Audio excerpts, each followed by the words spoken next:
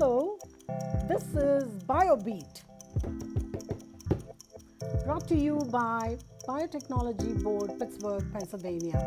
I am Kanak Iyer, the co-founder of the Biotechnology Board, and we've been having podcasts describing the innovations in our region in biotechnology. Just earlier today, we had a talk by Dr. Chandan Sen, who is the director of McGowan Institute for Regenerative Medicine. Now we are going to discuss biotechnology workforce development and his vision for our region to become a hub for global partnerships in biotechnology. With me is Bill Flanagan, and together we are going to explore that opportunity. All right, thanks, Kanak. Dr. Welcome. Good to see you again, and to continue our conversation. Last time and it's available on demand online, we had a wonderful conversation about your work in wound care and affecting diabetics and many other people who struggle with those types of systemic challenges. And it's enormous. The challenge is enormous to society, to the economy, to medicine and everything else. And to tackle a challenge like that, we need the right people. And I would assume it's not just going to be just you and your team of 43 who you brought with you to Pittsburgh. What kinds of occupations and skills and talent is required to really address this challenge at scale? So first and foremost, the business of healthcare is rapidly expanding, and the fraction of this business that would be under the portfolio of biotechnology would dramatically expand going forward. As we have discussed, the current and the past of biotechnology is not the same as the future of biotechnology. And among the differences, you have a more personalized approach to healthcare, but also a very different approach in manufacturing, where you have more customized manufacturing as opposed to bulk manufacturing. That's only one aspect of it. Now, keeping that aside, there is another set of facts that are very important. As the new healthcare economy shapes, you're going to have more and more opportunities in the healthcare economy as well as in biotech economy. As of now, we are mostly relying on PhD and master's type education to power the biotech industry. And therefore, I think we are generating a gap between the have and have-nots, because if people that are not master trained, they're simply not, they don't have an entry point.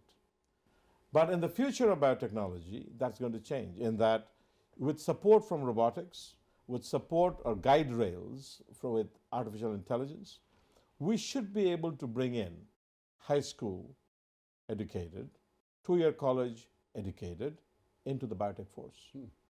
And that would help explode the scope of the biotech industry. Today, biotech industry is not just limited by what it can do. Limitation of the workforce is a significant challenge, especially within this country. So if we can find ways of really building that bridge between high school education, two-year college education, to well-paid jobs of the future of biotech industry, that would be a huge contribution to society. And this type of, I think, a future is very likely. And therefore, we have programs exactly focusing on that. Well, Ann, can you tell us a little bit about some of the new programs you've become involved with to hopefully accelerate this workforce development? So importantly, you see, throughout my career, I have been relying on NIH, or National Institutes of Health type of funding, Department of Defense, or other types of foundational funding for discovery purposes. But recently, given the point that I just shared with you, which is the future of biotech industry would be limited by the workforce we have, and it's really critically important that we expand that workforce. I went in and applied for a Department of Labor federal application that is intended at improving the economy of the Appalachian region, the ARISE program. So at this time, I'm the PI of the principal investigator, or the lead, of a planning grant for the what is known as the Arise Barma program. Okay. Arise is the Appalachian region, improvement of economy, but Barma is biotech and regenerative medicine in Appalachia. And so in this program now, we are talking at every level of society, from the high school to the industry to the education board, in how to generate that ramp. And this program is shared between Pennsylvania and West Virginia, because West Virginia, as you know, is almost all of West Virginia, I believe, is Appalachia. A part of us is in Appalachia. Much of the so-called distressed districts of Appalachia is in West Virginia. So we together are developing a program wherein we are laying out a structure that would essentially train and skill high school graduates, 2-year college, and then leading to a boot camp, leading to an apprentice program, leading to hiring. You know, it's fascinating because I know here in Pittsburgh, a few years ago during the Biden administration, there was a big push when the Build Back Better grants were available in more of the autonomous system space. So it was robotics, but it was this grand plan to be multiple counties and really reach out to more rural areas, thinking about all the different skills one would need to build a robot. You need the scientists, you need the software developers, but you need somebody to build it. You need someone who can assemble it. You need someone who can maintain it. And then ultimately, you need to have people adopt it into industry and whatever else. What's the biotech equivalent of all of that in terms of how this system could be created and reinforced by the kind of workforce development you're talking about? So first and foremost, I think, is the dissemination of awareness among high school students. When I go talk, I find they are mostly talking about careers that they're very aware of. Seldom do you have a high school graduate or a 2-year college graduate say, I'm going to be this, and for which there is no precedence. That is not the mindset in that population. So first and foremost, in collaboration with the career development crew that supports that population, we need to start talking about the new opportunities. We have named it, we call it the no collar or the new collar. So a new collar instead of blue collar, yeah, instead of blue, collar. a new collar. I love that. Great. A new collar That's great. opportunity. Sure. So what are these new collar opportunity? So my father or my grandpa went to the coal mine, and I'm going to be something related to that, if not exactly that, to carpentry or something related to that, if not that. So what are the new opportunities and how are they different? To bring in that new lifestyle fueled by the new economy into those homes where they don't have to leave their geographical region. They can be in the same forest county. Well, and that's one of the challenges, because we've all seen, especially here in our region, there's been little opportunity in some of the mill towns and some of the mining towns, and kids that want opportunity and their parents want them to find it, they encourage them to leave, but then they have to leave. And maybe they come to Pittsburgh, but they might go to Atlanta or they might go to other major cities across the United States, and we wind up providing talent for other places. What is it about the biotech opportunity that might actually allow those kids, if they get the right skills, to stay closer to home, to stay in the region? That's what he's trying to That's do. a major emphasis. And you see, when I was actually visiting facilities here, that skill high school students and 2-year college graduates for certain to be, say, a lab chemist and all, those skilling programs are also becoming more and more dated in that they keep producing people that they produced 10 years ago or 15 years ago or 20 years ago.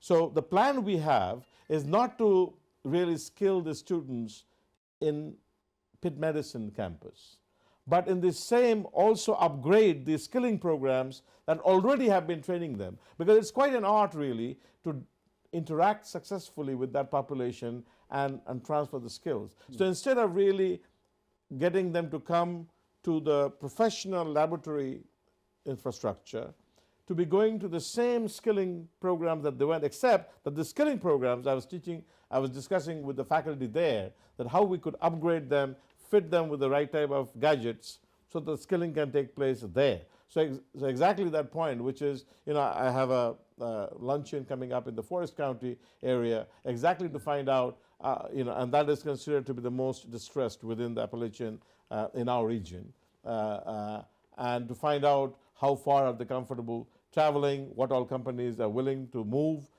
in the vicinity of that, to be incentivizing those types of moves. So the point here is to keep them where they are and bring them the opportunity of the future. So you can train them where they are, but then they want the job where they're going to be. Yeah, so we are talking about the job here. So the employers are a key part. So more than 24 potential employers are with us right now.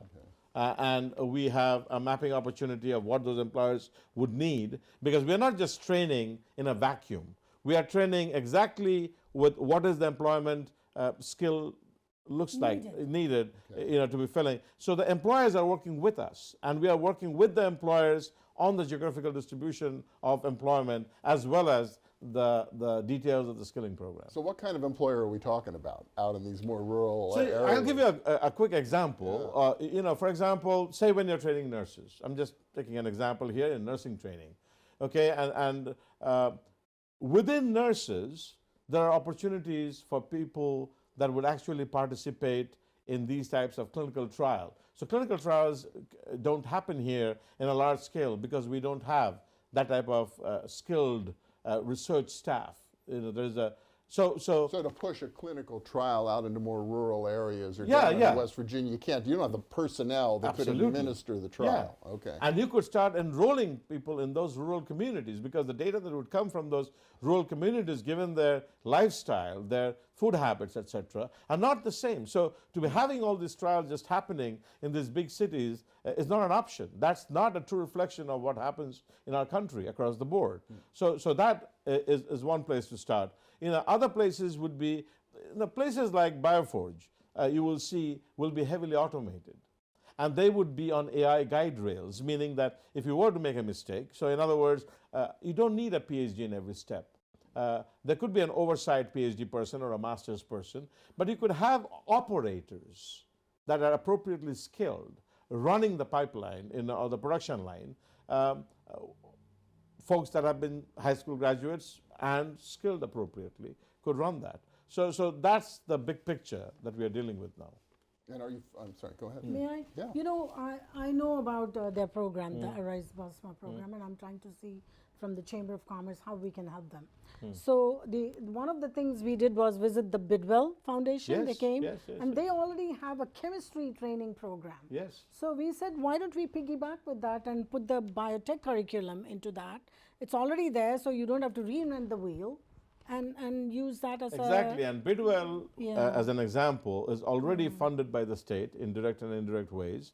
I went there and I had lunch with their faculty. I viewed, visited their facilities. How many times would I do that? I would not. This is just because I think that no matter what discovery we bring, and no matter how lucrative they are, unless we line up the entire chain, including the workforce, is not going to go to its maximum potential. So therefore, I think that's a very good example. And Bidwell faculty are very excited about this type of it's an an excellent upgrade. facility. Yeah. May I, if you don't mind? Please, please. Bill, what he said, when the first time I heard him, he said, Kanak, I came to this country with very little and I want to give back to society. So he's got tons of things, his grants and his, although he doesn't do postdocs and grad students anymore, but he's got enough things to keep him busy. And this is one more thing he's doing, is to go out into the Appalachian workforce and see how to help them. But that's exactly so how we are I really grateful for that kind of mindset. We all should encourage. Now, many that. of us, I was not born in this country. I'm a citizen, but I have been naturalized. And if I take the sum total of my 30 years here, it has been a huge gift and a blessing, this country. So there's an inner urge to give back to society. And that is, otherwise I could have been in the lab doing more discoveries and, but I felt that there was a need for me to step out of my comfort zone, talk to people that are specialists in the area, and work in unison with them to bring into effect this type of a change. This is not what a scientist is trained to do. Exactly. But I'm also a citizen, meaning that I have to be responsive to the needs of my community. And that is the urge that had me write the grant and lead this. Has that always been part of your career, though? Have you been trying to get, or is this something new since you came to Pittsburgh that you've wanted to engage in this way? So frankly, there is a part, there's a time of your career where you focus on how high you can go with your own, fundamental skills, and you do that. Now I'm blessed to have a wonderful team around me, and I think I have the bandwidth because of my otherwise excellent team to actually own some more responsibility. So this is the first time. I've never really done that ever anywhere. I've thought about it, but it's a very bold step. And they only gave out, I don't know what, less than a dozen in the country, and suddenly we were selected favorably. So that also shows that the Department of Labor, when they were actually talking to me, they sounded very excited that, if you can bring in biotech to the Appalachian Belt, that would be great. We're going to be working with you, and the DCED and the governor's office and all of them have been so kind and helpful. So I've been to Harrisburg a few times, our Appalachian Regional Commission of the state has been helping us. So yeah, my name is there sort of somewhere on the top, but I'm learning like an undergrad from all of them. They are the real ones that bring these types of opportunities to people. It's just because it has to do with the future of biotech, therefore I'm involved, but I'm actually learning from and they have been helping. So this is a huge learning curve for me, but it's a very rewarding experience. Well, and it's fascinating because so much of the conversation about training people for the non-4-year degree skills or the non-masters or non-PhD always seems to wind up, and it's important, right, in construction or manufacturing or those types of skills. Creating a meaningful pathway into medicine and healthcare and biotech strikes me as something really new and different that would probably get a lot of wheels turning about how to solve these problems. And actually, when the idea came to mind, I was at Ohio State for 18 years, and I had a very close friend, Clay Marsh. And Clay is now the Chancellor of Health Sciences in West Virginia. So I picked up the phone and I said, Clay, if I would like to do this, will you be with me? I would like Pennsylvania and West Virginia to do that together. And he said, we need the blessing of the governor's office of the individual states. I said, yeah, once we agree to, we can pursue that. So he was very excited. He said, do you really want to do this? I've always seen you doing science, not why are you getting interested in job development? I said, that's why, to the community, I'd feel good if you, and he said, yeah, I would love to. So then, as you know, you traveled with us to West Virginia. He drove us, always in the driver's he took you down seat, to West Virginia. I love it. So, and thank you for all that you do. Yeah, I drove We a really van. I appreciate said, it. get everybody in the van. I drove a van to West Virginia, and we had a meeting there. We invited all of them here. We also had a luncheon here. So, these are It's a stuff great that are very new. partnership with Yeah. West Virginia Well, University. and a really good point, because you can do all the great science you want out in Oakland and here in Pittsburgh, but given the scale of the change you're trying to affect in terms of people's health, if you don't have people on the ground with the skills to deploy it all the great science, may never realize its full use, yeah, potential, I right? agree. When the public pays for it, science is no longer ivory tower business. We are public servants. Although, we may be university professors, but I tell my graduate students, follow the money.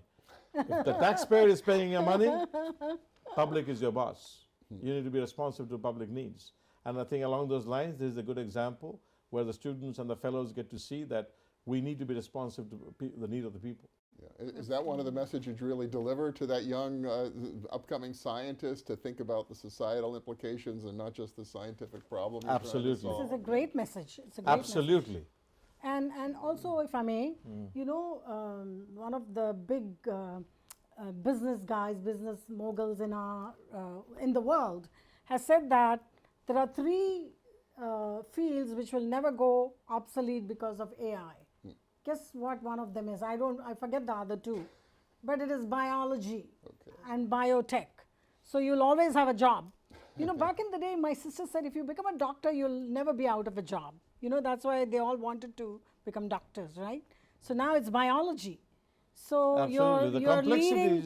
The complexities of biology, especially with the advent of more powerful Gates, he said computing, that. powerful computing and machine learning, there's going to be more interdisciplinary sort of facets that would emerge, as I see with quantum computing coming, machine learning becoming more mature over time, and generative and agentic AI coming into play. We're going to see a new sort of reshaping of our understanding of biology, and through that would emerge new opportunities in medicine and healthcare. And I wonder if Pittsburgh is particularly well placed to take advantage of that collaboration and synergy. Given our strengths in AI and Carnegie Mellon and what Pitt can do, it would seem to be a competitive differentiator for our region going Absolutely, forward. and very encouraging to see that also now many of the Carnegie Mellon professors are very interested in healthcare and medicine, and there's a lot of teamwork happening between Pitt. Has always happened, but even more so now,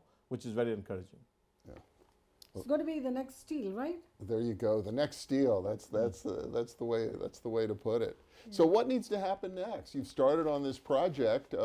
How's it going to unfold, and where do you hope it can go over the next several years? I think a key part of this is where the rubber meets the road, the buy-in of the people that you are working for, to engage with them and to learn from them what would be acceptable. You can have a plan, but the adoption of the plan will much depend on the people you're working for.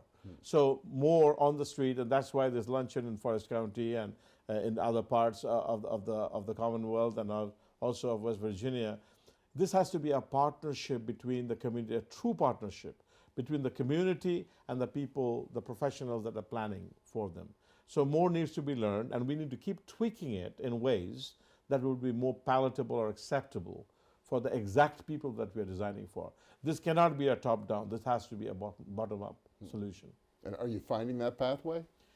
Yeah, with partnership with others, these doors that are now opening up, I've never thought of these possibilities. But as we are reaching out to people, leadership at multiple levels are participating, as you saw in many of my meetings you have attended. And these are not something that I had been foreseeing happening. So the excitement is quite high. Of course, we will wait and see if the federal government keeps this program alive. There's a question mark on it. I'm just keeping my fingers crossed. And people ask me, do you give up? I said, no, we will not give up. We'll keep going, and we hope it stays. And if for some reason this program goes away, especially bringing the economically challenged community back into this new economy, then we should go knock other doors and make sure we never give up on this. Well, I think one of the advantages you have is there's been so much conversation about not just training scientists at elite universities, but give people skills that they need 2 years after high school or whatever. So you're occupying a unique space that I've really not heard talked about before. So hopefully that will bode well in terms of federal support. Yeah, very much look forward to a seamless integration, and I believe if this works well, you're going to draw more people on both sides, meaning from the rural and other community side, as well as more professors and more students would find this a lucrative way of serving their community. Just that this did not happen that well in the past, but once you have a good example, it's going to draw more talent to participate. Exciting stuff. Wonderful stuff. Great vision. Thank you. Take us on this journey. We are with you all the way. Thank you. Appreciate that. All the very best for all your efforts. Thank you. Thank you so much. Really appreciate the conversation. Thank you, Dr. Sen. Thank you, Really Bill. Thank you, appreciate it. Kanak. Pleasure being here.